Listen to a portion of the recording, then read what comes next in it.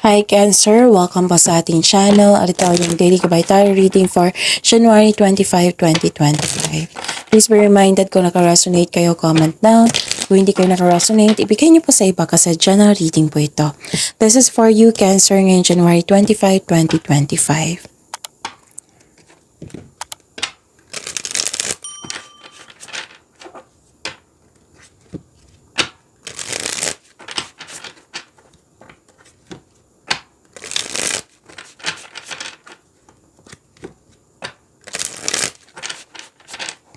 Para po ito sa inyo Cancer ngayong January 25, 2025. Maraming salamat po sa inyong patuloy na suporta at maraming salamat din po sa mga hindi nag-skip ng ads. Gamitin ang reading na ito bilang gabay lamang sa mga hindi pa nag-subscribe. Subscribe na po kayo at click bell notification para malaman nyo na may bago tayong video. Para sa mga gusto magpa-reading po, may lumabas dyan sa screen nyo ngayon. Panoorin nyo po sundin ang instruction. Spirits Guide, mga ganap po para kay Cancer ngayong January 25, 2025. I need 2 cards po.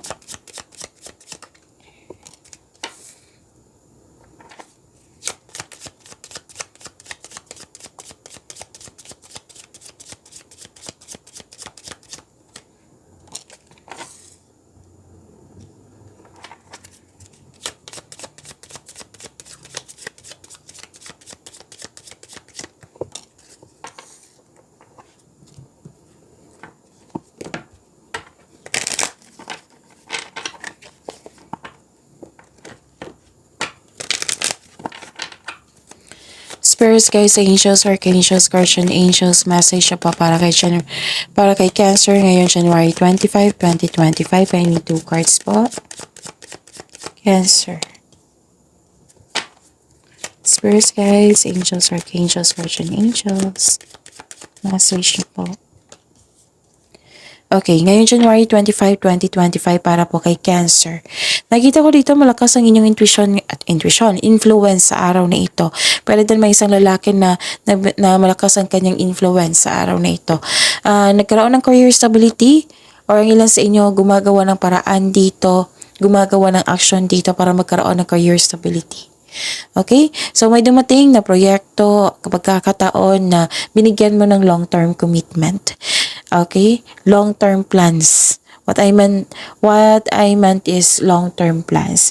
Pwedeng kayo ang bisita ngayon or may bisita kayo ngayon na nagbigay ng news or information na bibigyan mo ng agarang action or reaction. Oo. Pwedeng malakad kayo ngayon, Cancer. Okay. Sabi po ni Archangel Michael, be clear about what you desire and focus upon it with unwavering faith. And sabi po ni Archangel Jophiel, get rid of clutter, clear the energy around you. And okay, so yun. So, get rid of clutter, clear the energy around you. Spirits Guide, ano po yung energy ni Cancer ngayong January 25, 2025? The clarification of this card po.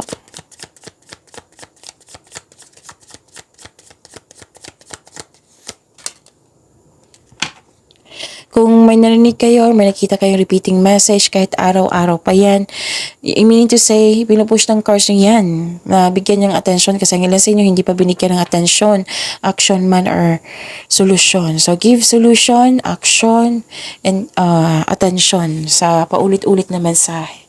Remember Cancer, at the end of the day, alam mo na ikaw lang taong may kakayahan at responsable na gumawa ng sarili mong katotohanan at kinabukasan. So ano yung energy mo dito? Hindi nasunod yung plano mo dito. Pwedeng may tutol sa inyong desisyon, plano, ideas. Nakikita ko rin dito na nagkaroon po ng inability to take an action, parang napanghinaan ka ng loob. Mag-ingat kayo sa taong maluloko or self-centered na tao kasi may toxic na tao dito. Okay, na matigas ang kanyang ulo. Maaring lalaki to kasi may lumabas din na lalaki dito. Lalaki din to. So, mabilis din siya mag-react or defensive po siya na tao. Mag-ingat kayo sa kanya. Cancer, okay?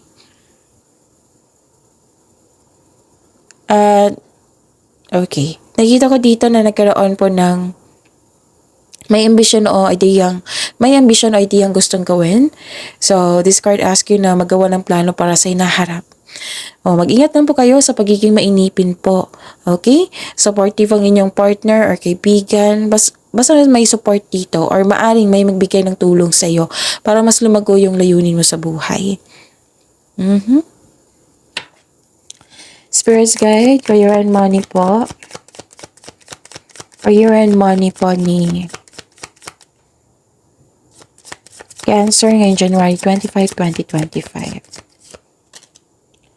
And the clarification of this card po.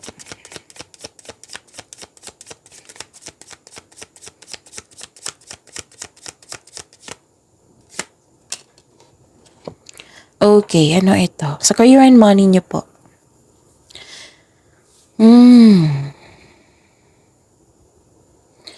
Nakita ko dito na nagkaroon po ng celebration, togetherness. Oo, may ganap na groupings or collaboration. Oo, sa trabaho mo or sa negosyo mo.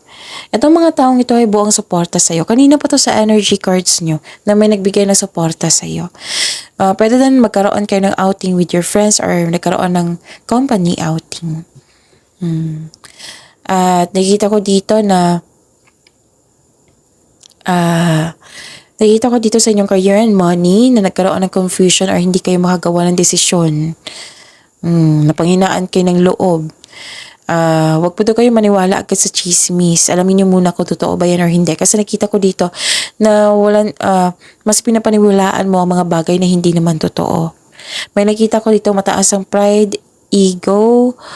Oo. May nakita ko dito na hindi nakikinig sa'yo. So, mag-uusap kayo nito. This card tells you to clear up any hurt feelings. Maaring mabigat sa loob mo ang confrontation na ito. Pero kailangan natin harapin to clear up any hurt feelings, okay? Spirits guide, love, life, self-love, partnership, and romance ni Cancer ngayong January 25, 2025. And the clarification of this card po.